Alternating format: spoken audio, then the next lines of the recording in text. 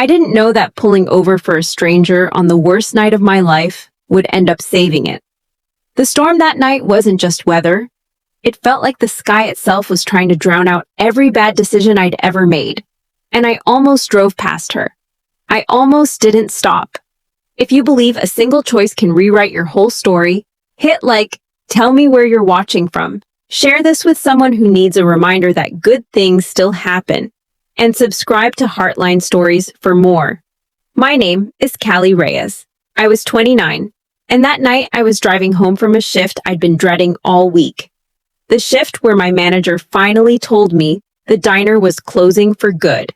No warning, no severance, just a handshake and a good luck out there. I sat in my car in the parking lot for 20 minutes before I could even turn the key, because I already knew what waited for me at home. A stack of unopened bills and a landlord who'd stopped being patient with me 2 months ago. The rain hit sideways on Route 9, the kind of storm that makes the wipers useless. That's when I saw her.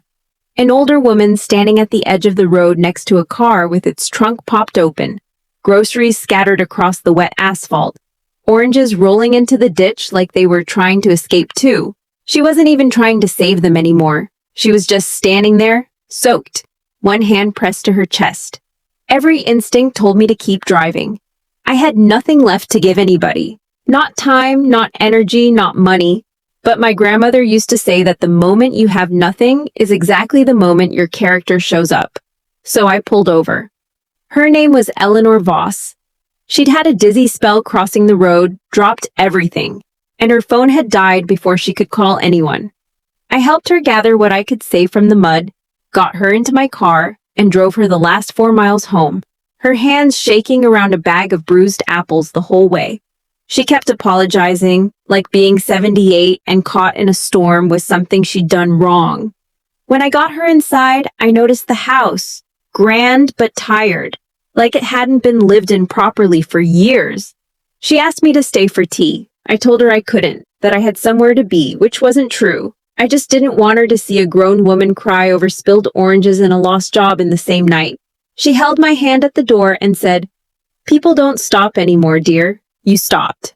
I told her it was nothing. I drove home and didn't think I'd ever see her again. 3 weeks passed. I was down to my last $200, sending out applications into a silence that felt personal by then.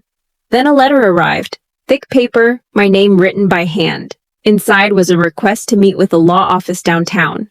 I thought it was a mistake or a scam or worse. I almost threw it away.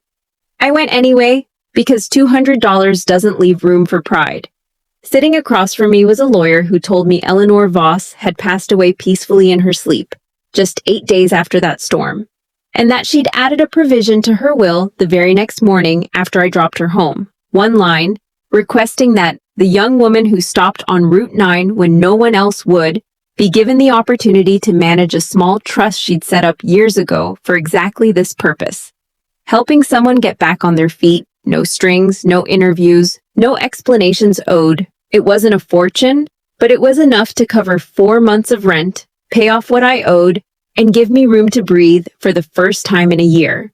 More than that, it came with a letter in her handwriting that just said, "You gave me a ride home. Let me return the favor before I go." I think about her every time it rains now. Not because of what she left me, but because she proved something I'd stopped believing. That kindness isn't a transaction, and it doesn't always announce when it's coming back to you. Sometimes it just shows up quietly, in a letter, in a stranger, in a moment you almost drove past. If this story moved you, like, share, and subscribe to Heartline Stories. And comment, kindness finds its way back if you believe one small choice can change everything.